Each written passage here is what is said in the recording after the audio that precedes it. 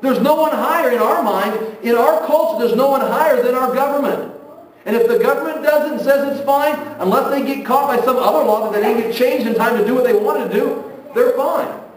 Here's a pagan king, the ruler of the land, and he is afraid of being guilty. Before who? Before God.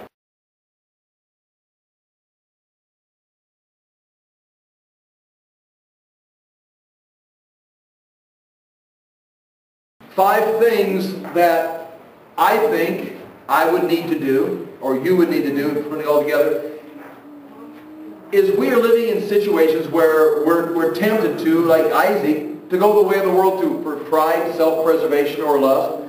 But if we did these things right here, if we feared God, if we feared God, if we had a fear of God, not like I'm afraid God's going to come beat me up, but the fact is that God is the judge, that there is that image of that curse in Zachary. I'm not sure what it does for you, but the image of that curse, I mean, so many times in my own life, I will do something or say something, and it's like, well, okay, it all worked out, good, and go my way. You didn't notice it, no one noticed it. It's like, or I said something I should have said, no one seemed to, okay, I'll just keep going. But the thing is, there is this God who has saved me, but is still holding me accountable, and there is the principle of the curse that comes against sin, and a fear of God would just, I mean, just it would do it to our nation if we had a fear of God. I mean, that's the danger of pulling God out of everything. It's like, well, there's no one to judge. If you don't judge, if you don't catch me, there's no one to catch me. Wrong. God sees everything. A fear of God would be important in your life, in my life. Two, a trust in God. Because God is not the big guy out there trying to crush me. He's the guy who came and paid for my sin to save me. He says, I love you more than you love yourself. I'm more concerned with your future than you are. Because if you were concerned with your future, you wouldn't be sinning. God is more concerned about me than I am. So the answer there would be, trust Him.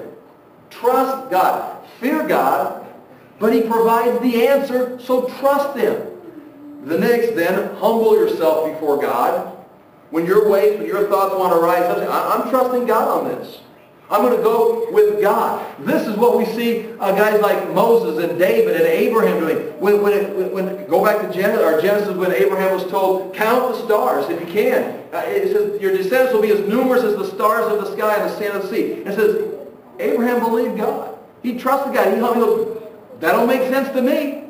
But I will humble myself before you. I will trust you. I'll trust your opinion over mine. Humble himself before God.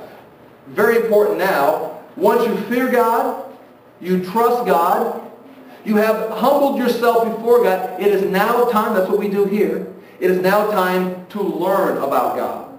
Well, what is He doing? What are His ways?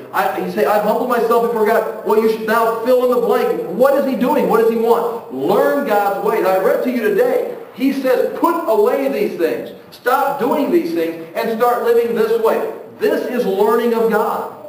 And then, of course, now you take your notes, you walk out, say, okay, I learned of God. The fifth thing then, of course, is living like God. Because now we've learned, don't be deceitful. Don't get in situations where you're in self-preservation and lie to get yourself out of the situation. You just walked into the curse. You just walked out of God's plan. God's plan was not for you to get into a situation and then lie about it to get back in God's plan. That wasn't His plan. That wasn't His will. So don't do that. You've learned that. Now when you get in situations, you can follow God's ways and live in God's ways. So fear God, trust God, humble yourself before God, learn about God, and live in God's ways. Back to Genesis 26. We read this right here, chapter 26, verse 7. Isaac's gone down. He's got the promise. He's been called. He knows what he should do. He's being obedient, but he doesn't trust God, hasn't humbled himself in the sense of he's still in self-preservation. When the men of that place asked him about his wife, he said, she is my sister, because he was afraid to say, she is my wife. He thought the men of this place might kill me on account of Rebekah because she is beautiful. Verse 8. When Isaac had been there a long time, living in that state of deception, Abimelech, king of the Philistines, looked down from his window and saw Isaac caressing his wife Rebekah, clearly not his sister. So Abimelech summoned Isaac and says, she's really your wife. Why did you say she was my sister? Isaac answered, because I thought I might lose my life on account of her. I was deceitful because I was in self-preservation.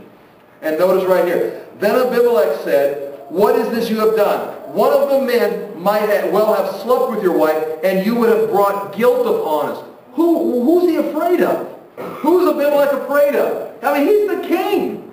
He could say, so what? It doesn't matter. We were deceived. But he's afraid of what? He's afraid of God. He's afraid of a principle bigger than him and Isaac. You almost caused us to cross a line and do something immoral. He says, then what would have happened? We would have been guilty. Do you hear what I just said? The king of the Philistines was afraid that he and his people would be guilty. When is the last time you thought someone in our government had done something that they felt they were guilty? If they can justify it, if they can provoke it, if they don't get caught, it's fine. There's no one higher in our mind. In our culture, there's no one higher than our government. And if the government does it and says it's fine, unless they get caught by some other law that they didn't get changed in time to do what they wanted to do, they're fine. Here's a pagan king, the ruler of the land, and he is afraid of being guilty. Before who? Before God.